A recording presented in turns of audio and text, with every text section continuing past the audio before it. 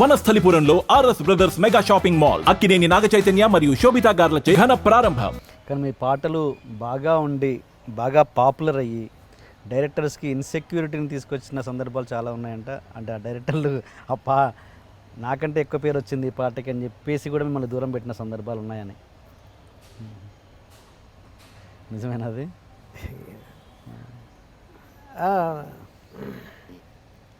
అంటే అది ఎలా జరుగుద్ది? అంటే ఒక పాట హిట్ అవ్వడం ఉన్నది ఒక సినిమాలోని భాగమే కదా, అది డైరెక్టర్కే ప్లస్ అవ్వడం కదా, అలా ఎందుకు దూరం పెడతారు? అదే అండి, అలా అనుకోరండి కొంతమంది. కొంతమంది ఉన్నారండి డైరెక్టర్స్, అంటే నేను వర్క్ చేసినా చెప్పినా నాకు తెలుసు వాళ్ళకి ఆ ఇన్సెక్యూరిటీ వచ్చేస్తండి. మొత్తం అంతా వాళ్ళకే రావాలి ఆ పేరు, అది తినవల్లే తిన పేరే వినపడాలి. అంటే మిగతా పార్ట్స్, మిగతా మ్యూజిక్ డైరెక్టర్, కొరియోగ్రాఫర్ వాళ్ళంతా సక్సెస్ఫుల్గా అద్భుతంగా చేసినా అదంతా తిందే అని అనిపించుకోవడం కొంతమందికి బాగా ఇష్టం. లేదు ఇండిపెండెంట్గా వాళ్ళు కూడా పేరు వస్తుందంటే వీళ్ళకి ఎందుకో ఒక అసహనం వచ్చేస్తుంది, ఇన్సెక్యూరిటీ వచ్చేస్తుంది. ఎందుకు వస్తుందో తెలియదు. వాళ్ళు అలా చేయించుకోబట్టే కదా వాళ్ళు చేశారు అని అన్న దాన్ని మర్చిపోతారండి, ఆ ఫ్యాక్ట్ని మర్చిపోయి ఇన్సెక్యూరిటీ గురవుతారు. ఎందుకో తెలియదు, అయ్యి వాళ్ళని తర్వాత దూరం పెట్టేస్తారండి, వాళ్ళు రిపీట్ చేయరు. ఓకే, చేయరు అంతే. దట్స్ అదొక సైకలాజికల్ ప్రాబ్లం అంతే. Okay okay. మిమ్మల్ని సినిమాకు మ్యూజిక్ డైరెక్టర్గా పిలిచిన కొంతమంది పెద్ద డైరెక్టర్స్ మీరు ప్లేబ్యాక్ సింగర్గా ఉన్నప్పుడు చాలా ఏడిపించుకున్నారంట, చాలా తిప్పించుకొని చాలా ఒక రకమైన టార్చర్ చూపించిన డైరెక్టర్స్ కూడా ఉన్నారండి. నేను ప్లేబ్యాక్ సింగర్గా నేను చాలా ప్రయత్నించానండి అవుదామని. That was N very very depressive and unsuccessful chapter in my life. Playback trials రకరకాలు ఉన్నాయండి, ఎక్కువ చాప్టర్ అదే లైఫ్లో. దాంట్లో ఒక director very long back in 2001 ఇంకా ప్రయత్నిస్తున్నాను హైదరాబాద్లోనే. రోజు చాకరీ, ఆల్మోస్ట్ పనుల్లాగా ఇంటికి వెళ్ళడం, బైక్ మీద కేబీఆర్ పార్క్ తీసుకెళ్ళడం, తను జాగింగ్ అంతా అయిపోయిన తర్వాత మళ్ళీ బైక్, నేను బేగంపేటలో ఒక పేయింగ్ గెస్ట్గా ఉండేవాడినండి. నెలకి 2200 నేను కట్టుకోవాలి. మధ్యాహ్నం ఫుడ్ వాళ్ళే పెట్టేవారు. ఓకే, చికోటి గార్డెన్స్ బేగంపేటలో అక్కడ ఉండేవాడినండి. అక్కడ నుంచి బైక్ వేసి నాకు సివియర్ స్పాండిలైటిస్ ఇప్పుడు కూడా. ఆ స్పాండిలైటిస్ తోటి చెరులో పొద్దున్నే వెళ్ళి అక్కడికి మాదాపూర్ నుంచి కేబీఆర్ పార్క్ అక్కడికి వెళ్ళి మళ్ళీ అక్కడికి వెళ్ళి స్నానం చేసి మళ్ళీ అక్కడికి వచ్చి తన స్క్రిప్ట్ వర్క్ మీద రకరకాలు చర్చిలోనే ఉంటూ మధ్యలో తనకు బిర్యానీ ప్యాకెట్లు. ఏంటి ఇదంతా పాట కోసమా? ఆ పర్టికులర్ సినిమాలో పార్ట్ ఛాన్స్ ఇస్తా అన్నారండి. సో ఆ భాగంగా నేను భక్తిగా చెప్పిన పనులన్నీ చేయడం. ఓ రోజు హై ఫీవర్, నాకు కళ్యాణ్ ఎక్కడ ఉన్నా ఉంటే సార్ ఇక్కడ ఫీవర్ అని విషయం చెప్పలేదండి. ఓకే, నేను కుక్కటిపల్లిలో గోమగమూలు అని ఒకటి ఉంది, అక్కడ బిర్యానీ ఆర్డర్ చేశాను, తీసుకొచ్చి. సో అక్కడ నుంచి ఆ గోమగమూలు ఎక్కడ ఉందో ఆ కుక్కటిపల్లి వెళ్ళి గోమగమూల దగ్గరికి వెళ్ళి పట్టుకుని పలానా వాళ్ళు ఆర్డర్ చేశారంట కదండి, ఆ ప్యాకెట్ తీసుకెళ్ళి అక్కడికి ఇచ్చి మళ్ళీ ఇంటికి రా. సో ఇదంతా ఆ చేసినవన్నీ కూడా చాలా ఆనెస్ట్గా చేశానండి. ఇప్పుడు నాకు చిరాగ్గా ఉంది. ఫైనల్గా అంతా చేసి ఎండ్ ఆఫ్ ద డే ఫైనల్గా వెయిట్ చేసి 6 నెలల తర్వాత నాకు అర్థమైంది ఏంటంటే ఆ సినిమాలో నాకు పార్ట్ ఛాన్స్ ఇవ్వలేదు. ఏమంటారు అడిగితే? మ్యూజిక్ డైరెక్టర్ కుదరలేదు, మ్యూజిక్ డైరెక్టర్ వద్దన్నారు, మ్యూజిక్ డైరెక్టర్ ఆ చాయిస్ కాదన్నారు, పని ఇవ్వలేదు నా రికమెండేషను అని ఒక చిన్న మాటతో అయిపోయింది. బాధపడ్డానండి, ఏడ్చాను. That was the last I believe. అది అన్నయ్య వాళ్ళు తిట్టారు తర్వాత, ఏంటి ట్రయల్స్, ఏంటి పనులని. రాజమౌళి అన్నయ్య నన్ను తిట్టడం ఇంకా గుర్తుంది నాకు. అదే సొంతంగా పైకి వెళ్ళాలని తపన ఇవన్నీనండి, ఎక్కడా ఆధారపడకుండా. అప్పటికి వీళ్ళంతా సక్సెస్లో ఉన్నారు. ఆల్మోస్ట్ అన్నయ్య సక్సెస్ఫుల్ అండి. ఇవన్నీ అంటే రాజమౌళి గారి ఫ్యామిలీ అని తెలిసి కూడా ఇలా ఎక్కువ అది ఉంటుందండి. ఇప్పుడు ఎవరికైనా ఇప్పుడు అన్నయ్య మీద తెలియని ద్వేషం ఉన్నా లేకపోతే గ్రడ్జెస్ ఉన్నా, రాజమౌళి సక్సెస్ఫుల్ కెరీర్ ఇది ఉన్నా, ఆ నెక్స్ట్ దాని మీద తెలియకుండా వాళ్ళని ఏమన్నోళ్ళు ఆ తోటోళ్ళను నెక్స్ట్ ఫ్యామిలీ వాళ్ళను ఎవరినో ఒకటి దొరికినప్పుడు, బక్రాగా దొరికినప్పుడు వాళ్ళని ఏదో అంటం జరుగుతూ ఉంటుందండి, న్యాచురల్ అది. ఓకే. సో అలా నన్ను అదొక రకమైన. సో తర్వాత నేను ప్లేబ్యాక్ సింగర్గా నేను ఇప్పుడు ట్రై చేయలేదండి. That was the last attempt.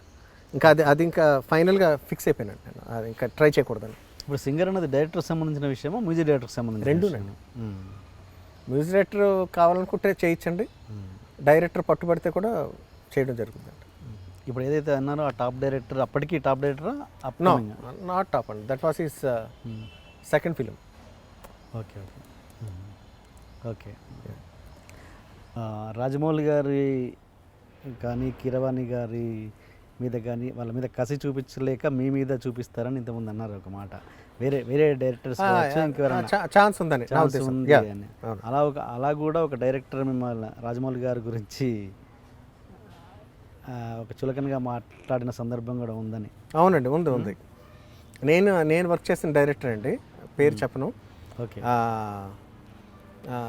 మాట్లాడితే అంటే అదేంటి రాజమౌళి అదే సేమ్ స్టోరీ తీస్తూ ఉంటాడు అని, దీంట్లో ఆ పాయింట్ ఉంది, దీంట్లో కూడా అదే సేమ్ పాయింట్ ఉంది, ఆ సినిమాలోనూ అదే పాయింట్ ఉందని రకరకాలుగా ఇంకా మారడా అంతేనాను అని చెప్పి నా దగ్గర అన్న సందర్భాలు చాలా 10 సార్లు అన్న ఉండుంటాయండి నేను వర్క్ చేస్తున్న టైంలో.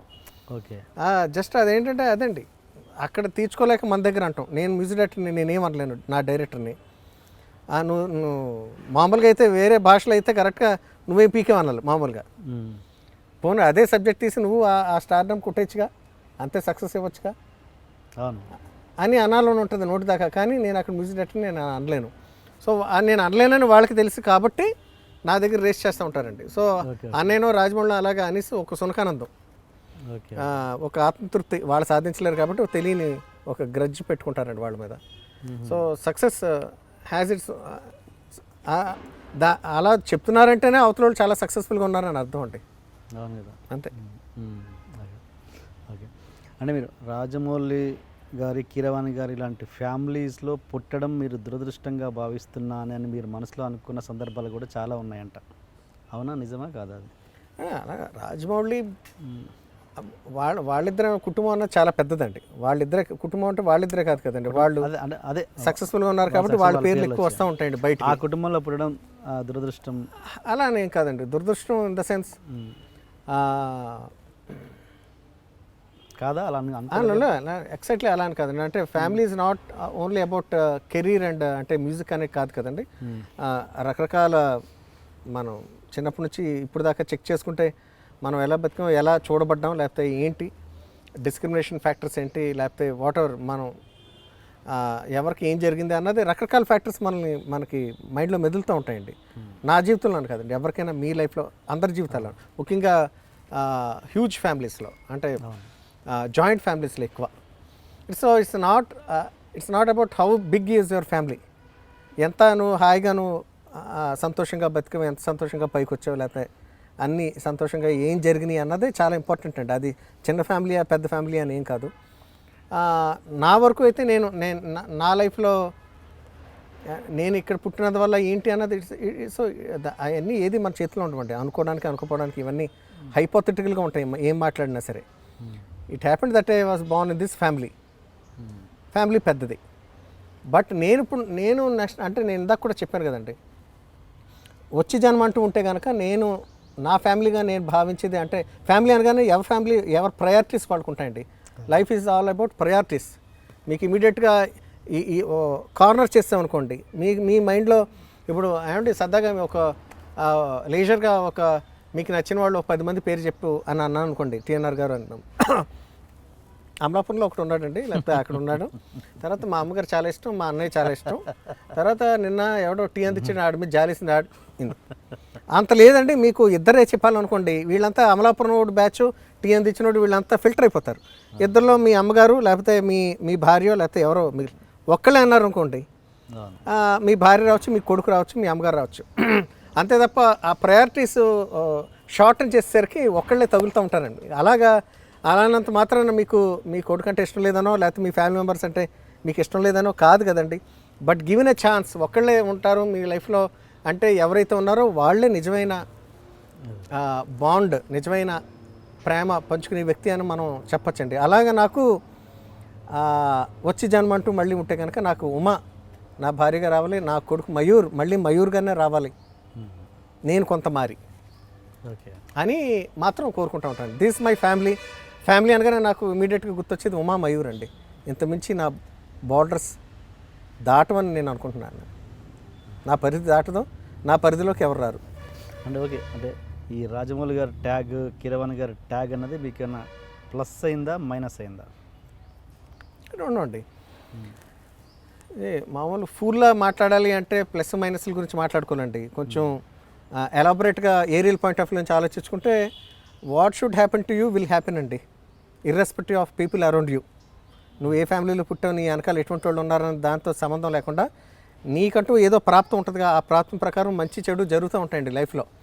ఇది దానికి మీ ఎదుగుదలకి లేకపోతే మీరు డౌన్ఫాల్కి ఇంకో వ్యక్తికి ఆపాదించడం అన్నది తప్పండి ఎప్పుడు కూడా. నాకు వచ్చిన క్రెడిట్, నాకు వచ్చిన సినిమాలు అన్నీ నావి. నేను ఎదుర్కొన్న వాట్ ఎవర్ హ్యూమిలేషన్స్, వాట్ ఎవర్ కష్టం నష్టం ఏదంతా కూడా అది నా స్వయం కృతాపరాధం. సో అది నా ఫేట్ని బట్టే జరుగుతుందని అనుకుంటాను తప్ప వాళ్ళు ఏ రకంగా బాధ్యులు కాదండి నా జీవితంలో.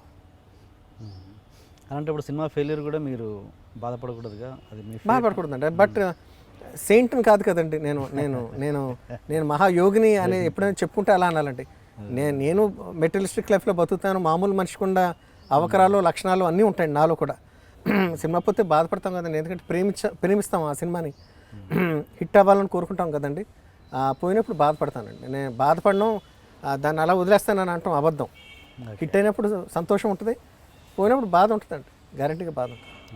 డి సినిమా అన్నది మీకు యాక్చువల్గా మీ సినిమా అంట కదా, మీ దాకా వచ్చి పోయింది ఎందుకు? చాలా దారుణమైన క్వశ్చన్ అండి, నేను చెప్పనిది. అంతేనా? ఇది మీకు ఆల్రెడీ ఆఫ్ స్క్రీన్ నేను మీకు చెప్పలేదండి, తెలియదు. అదే మనసు మాట ఏందో సూపర్ డూపర్ హిట్ అయిందంటే ఆల్బమ్ హిట్ అయిన వెంటనే సినిమాతో సంబంధం లేకుండా వచ్చిన ఆఫర్ అండి నాకు అది. ఓకే, కొంచెం జరిగిన ఇష్యూని మార్చి చెప్తానండి, కొంత హాఫ్ ట్రూత్, మళ్ళీ ఇది కూడా హాఫ్ ట్రూతే. ఓకే. సో నేను ఆ రోజు ప్రసాద్ ల్యాబ్లో ఉన్నాను. నేను మన ప్రసాద్ స్టూడియోస్ ఉంది కదా హైదరాబాద్, ఎర్లీ మార్నింగ్ నా పక్కన నా డైరెక్టర్ ఉప్పలపాటి నారాయణరావు గారు కూడా ఉన్నారండి. ఆ రోజు ఏదో జరుగుతుంది, ఆయన రిలేటెడ్ వర్క్ ఏదో మర్చిపోయినాను. ఉండగా నాకేదో లోకల్ కాల్ నుంచి ఫోన్స్, అసలు లోకల్ కాల్ అంటే జనరల్గా ఎత్తాం కదండి, 040 ఏదో వస్తుంది, ఇన్నిసార్లు వచ్చినాయి ఏంటంటే రిటర్న్ కాల్ ఇస్తే అది మోహన్ బాబు గారి ఆఫీస్. మోహన్ బాబు గారి ఆఫీస్ నుంచి ఆయన మేనేజర్ ఫోన్ చేసి ఇలా కళ్యాణ్ మాలిక్ గారు అంటే అవునండి ఏంటంటే అంటే ఇలా ఒక సినిమా అనుకుంటున్నామండి, ఢీ అనే సినిమా, మన మంచు విష్ణుబాబు గారు హీరో అండి, మిమ్మల్ని మ్యూజిక్కి అడగమన్నారండి అంటే చాలా థ్యాంక్స్ అండి, సంతోషం వస్తుంది కదండి కొత్త సినిమా వచ్చిందంటే. ఎవరండి డైరెక్టర్ అని అన్నాను. పలానా అని చెప్పారండి. చెప్పగానే లేదండి ఆయనకి నాకు అంత గతంలో కొంత సరిగ్గా వర్కౌట్ అవ్వలేదు, కొంచెం మనస్పర్ధలు ఉన్నాయి, సో ఈ సినిమా నేను చేస్తే సవ్యంగా ఉండదని నేను అనుకుంటున్నాను.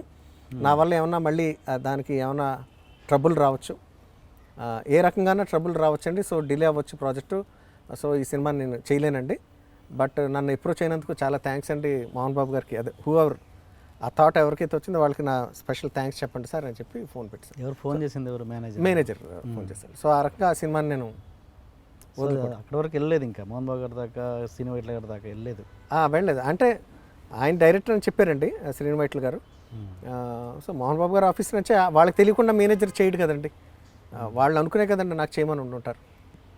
కానీ కొన్ని విషయాలు ఎలా జరుగుతాయంటే, ఇప్పుడు మీరు మేనేజర్ సపోజ్ వాళ్ళు ఎవరో మనకు తెలియదు, కానీ ఎవరో మీడియేటర్ ఎవరైనా పర్లేదు, మీరు ఇక్కడ చెప్పింది అక్కడ రాంగ్గా ప్రొజెక్ట్ అవ్వచ్చు, లేదా వాళ్ళకి అర్థం చేసుకునేది ఇంకొక రకంగా అర్థం చేసుకోవచ్చు. మీరే వెళ్ళి డైరెక్ట్గా మోహన్ బాబు గారిని కలిసి ఇదండి సంగతి అని చెప్పడం అన్నది నిజంగా కరెక్ట్ పద్ధతి కదా. ఇప్పుడు సినిమా ఇండస్ట్రీలో రకరకాల ఊహాగానాలు వస్తుంటాయి కాబట్టి కదా. ఇప్పుడు మోహన్ బాబు గారు లాంటి ఈయన చెప్పింది ఒకటి, ఆయన అర్థం చేసుకుంది ఒకటి కూడా అయి ఉండొచ్చండి. నేను అంటే ఇప్పుడు వరకు ఈ క్షణం వరకు నేను అలా ఆలోచించలేదు కూడా అనుకోవచ్చు. ఈ క్షణం వరకు నాకు ఆ థాట్ రాలేదు, మీరు రేస్ చేస్తాను కానీ నేను డైరెక్ట్గా ఆయన అన్నాడు కాబట్టి ఆ మేనేజర్కి నేను నా మనసులో భావం కరెక్ట్గా చెప్పానండి. అది ఎలాగా డైరెక్టర్ రకరకాలుగా ఉంటారు వాళ్ళు, అంటే మేనేజర్ ఎవరు జనరల్గా ఆ వ్యక్తి ఎవరైనా కూడా ఇంకో రకంగా చెప్పొచ్చు, కావాలని చెప్పొచ్చు, లేకపోతే నేను చెప్పింది కరెక్ట్గా కన్వే కూడా వాళ్ళకి అర్థమైన రీతిలో చెప్పి ఉండొచ్చు, అది మిస్ ఇంటర్ప్రిటేషన్ అయి ఉండొచ్చు అండి. ఆ థాట్ నాకు రాలేదు ఇప్పటి వరకు. సో నా గురించి మోహన్ బాబు గారు ఏమన్నా అనుకున్నారా, లేకపోతే విష్ణు ఏమన్నా అనుకున్నారా, లేకపోతే శ్రీను వైట్ల గారు ఏమన్నా నా గురించి అనుకున్నారా లేదా అన్నది నాకు ఐడియా ఇప్పుడు దాకా నాకు రాలేదండి. నేను చాలా ఆనెస్ట్గా హంబుల్గా చెప్పాను అది అనే అనుకున్నాను తప్ప అది ఎగ్జాక్ట్గా అది ఏ రకంగా రీచ్ అయింది అన్నది ఇప్పుడు నాకు డౌట్ వస్తుందండి. సో మీరు అన్నట్టు అది రాంగ్గా కూడా ట్రాన్స్లేట్ అయి ఉండొచ్చేమో కూడా. ఇప్పుడు ఎందుకంటే తర్వాత వాళ్ళతో నాకు ఎప్పుడు ఆ కాంబినేషన్స్ ఎప్పుడు ఎప్పుడైనా కలిసారా మోహన్ బాబు గారు మీకు? లేదండి, ఎప్పుడు తారసపడలేదండి. విష్ణు ఎప్పుడు లేదండి, ఎప్పుడు జరగలేదు. ఓకే. అది ఎన్నో సినిమా మీకు ఆఫర్? మూడో సినిమా అవుతుంది. అంటే మనసు మాట మీద రిలీజ్ అయిందండి ఆడియో. మనసు మాట మీద రెండో సినిమా అయితే తర్వాత సో అవి ఒప్పుకుని ఉంటే అది మూడోది అయి ఉండేది. సో మూడో సినిమా కింద లెక్క. అదే పరిస్థితి ఇప్పుడు వచ్చుంటే మీరు అదే మాట అనే ఉండేవారా? సపోజ్ అన్నండి, అనను. ఎందుకు తేడా అప్పటికి ఇప్పటికి తేడా? ఇప్పటికి చాలా మార్పు అండి. మా జీవితం అదే కదండి. చిన్నప్పుడు ఆ వేడి రక్తం ఉంటుంది, అగ్రెసివ్నెస్ ఎక్కువ ఉంటుందండి. ముట్టుకాయలు బాగా పండి డక్కా ముక్కలు తినేసిన జీవితం కదండి. సో అప్పుడు వెరిగా ఫేమ్కి చాలా ఇంపార్టెన్స్ ఇచ్చేవాడు డబ్బు కన్నా. ఇప్పుడు డబ్బు వాల్యూ బాగా తెలుస్తుందండి నాకు. డబ్బు చాలా ఇంపార్టెంట్ లైఫ్లో బతకడానికి అని అర్థమైంది కాబట్టి నేను కొన్ని నోరు మూసుకొని చేస్తానండి. అదే. ఓకే. అండ్ ఇంకొక సినిమా నాకు గుర్తుంది, అమ్మమ్మ గారి ఇల్లు సినిమా కూడా.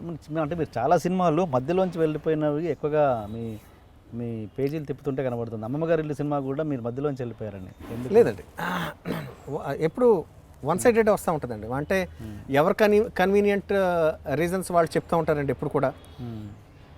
నేను మానేసాను, నేను బయటకు వెళ్ళిపోయినా పడిందా అమ్మమ్మ గారి ఇల్లు? ఏమంటే మీ పేరే పడిందా? అమ్మమ్మ నా పేరు పడింది. నా పేరు ఇంకో మ్యూజిక్ డైరెక్టర్ పేరు పడింది. ఏంటి రెండు పాటలే చేశానండి దాంట్లో. ఓకే. ఓకే. ఏంటి దాంట్లో ఉన్నవి నేను సినిమా చూడలేదండి.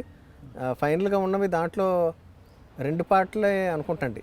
2 పాటలే యాక్చువల్లీ. ఆ 2 పాటలు నాకు పెట్టారండి. బ్యాక్గ్రౌండ్ స్కోర్ ఎవరో చేశారు, అంతే. That's it. నేను బయటకు వెళ్ళిపోవడం అన్నది నేను బయటకు వెళ్ళిపోయింది బాస్ అన్న సినిమాకి ఒకటండి. కొన్ని వ్యక్తిగత రీజన్స్ అంతే. మిగతా అన్ని సక్రమంగా అన్నీ కంప్లీట్ చేసినవి కదండి. నా పేరే ఉంటుంది. అమ్మమ్మ గారి ఇల్లు వాళ్ళు నన్ను వద్దనుకున్నారు, నేను కాదు. నేను వెళ్ళింది. ఏంటి ప్రాబ్లం? వాళ్ళకి డైరెక్టర్కి నచ్చలేదు. అంటే ఆ రీ రికార్డింగ్ స్టేజ్కి వచ్చేసరికి ఆ సినిమా నేను చూడడం జరిగిందండి. చూస్తే నాకు నా 80% ఆఫ్ ద మూవీ నాకు నచ్చలేదు. దాంట్లో చాలా తప్పులు కనపడినాయి. సో అవి కరెక్ట్ చేసుకుంటే బాగుంటుందండి. అట్లీస్ట్ ఎడిటింగ్ ఇప్పుడు రీషూట్ ఎలాగ చేయలేము, రిలీజ్కి దగ్గర పడింది కాబట్టి కొంత భాగాన్ని ఇలా లేపేసి మనం ఈ ప్రకారంగా మనం ఎడిట్ చేసుకుని స్క్రీన్ ప్లే కొంచెం టైట్ చేస్తే బతికి బట్టగట్టి అవకాశం ఎక్కువ ఉంటుందండి అని చెప్పి నేను సజెస్ట్ చేయడం అన్నది ఆ డైరెక్టర్కి ప్రొడ్యూసర్కి నచ్చలేదండి నేను అన్న మాటలు. ఓకే. నేను చాలా ఆనెస్ట్గా మాట్లాడాను. అప్పటిదాకా నేనంటే చాలా ఇష్టం వాళ్ళకి. వాళ్ళు అది నన్ను వేరేగా చూశారండి. నేను కూడా ఆ సినిమాకు ఒక భాగం అన్న సంగతి మర్చిపోయారు. నేను అలా చెప్పడం ముఖ్యంగా డైరెక్టర్కి నచ్చలేదు. ఓకే. నేను చేసిన సినిమా మీకు అర్థం అవ్వలేదు అన్నారండి. సో అర్థం అవ్వలేదేమో అండి, బట్ దట్స్ ఫైన్ సార్, మీరు పక్కన ఉంటే నేను రీ రికార్డింగ్ చేస్తానని చెప్పి అన్నానండి. అంతా నోట్స్ ఎలా చేయాలి ఏంటి అన్నది అంతా నోట్ చేసుకున్నాను ఆ రోజు. మర్నాడు రాత్రి ప్రొడ్యూసర్ నుంచి నాకు ఫోన్ వచ్చింది, కళ్యాణ్ మాలిక్ గారు ఈ సినిమా రీ రికార్డింగ్ మీరు చేయట్లేదండి, వేరే వాళ్ళతో చేయించుకుంటారు. అదేంటి సార్ అన్నాను. తెలీదండి, ఆయన డైరెక్టర్కి నచ్చలేదు, ఇష్టం లేదు, ఆయన వేరే వాళ్ళతో చేయించుకుంటారంటాను. థ్యాంక్ యూ సార్, ఓకే అండి అన్నాను. అంతే కట్. అది వాళ్ళు తీసుకున్న నిర్ణయం. రీ రికార్డింగ్ నాతోటి చేయించుకోకూడదు అన్నది వాళ్ళ నిర్ణయం అండి. సో నేను బయటకు రావడం అన్నది తప్పు. ఓకే. వాళ్ళు నన్ను తీస్తారు. ఓకే. మీరు మాట్లాడుతున్నారా మళ్ళీ ఎప్పుడైనా డైరెక్టర్ అండి మీరు? లేదు, నాతో that was the last day. తర్వాత నాతో డైరెక్ట్గా నాకు కాంటాక్ట్ లేదు. తర్వాత వేరే ఎవరో చేశారని బ్యాక్గ్రౌండ్ స్కోర్, సినిమా రిలీజ్ అయింది అంతే. అంతవరకు నాకు తర్వాత నేను కాంటాక్ట్స్లో లేనండి వాళ్ళతో. పేమెంట్ మరి పేమెంట్ అంతా వాళ్ళు క్లియర్ చేస్తారండి. డైరెక్టర్ ప్రొడ్యూసర్, ఇద్దరు ప్రొడ్యూసర్స్ అండి, కుమార్ అండ్ రాజేష్ గారు. వాళ్ళతోటి నాతోటి చాలా సఖ్యమైన మంచి రిలేషన్షిప్ ఉందండి చివరి దాకా కూడా. ఆ లాస్ట్ చిన్న మిస్అండర్స్టాండింగ్ వల్ల దూరం అయిపోయాము అంతే. అండ్ పేమెంట్ అంతా వాళ్ళు చాలా నాకు క్లియర్ చేస్తారండి. And for more videos, Please subscribe to iDream. Please subscribe to iDream. Please subscribe iDream. And please subscribe to iDream. For more videos, subscribe to iDream. please like, share and subscribe to the channel. Congratulations, iDream. Subscribe to iDream. Subscribe to iDream. So subscribe to iDream Media. iDream ki iDream team అందరికి huge congratulations. Please subscribe iDream Media. Please subscribe to iDream. Subscribe iDream. Please subscribe to iDream. iDream అంటే నా కళల channel subscribe చేసుకున్న నోరు తిరుగుతలేదు, మీరైతే గంట గుర్తు కొట్టండి. For more such videos, please subscribe to iDream. Subscribe to iDream. Please subscribe to iDream. Please subscribe iDream Media. Please do subscribe to iDream. Please subscribe to iDream Media. For best entertainment and information, Please subscribe iDream. And don't forget to subscribe to iDream.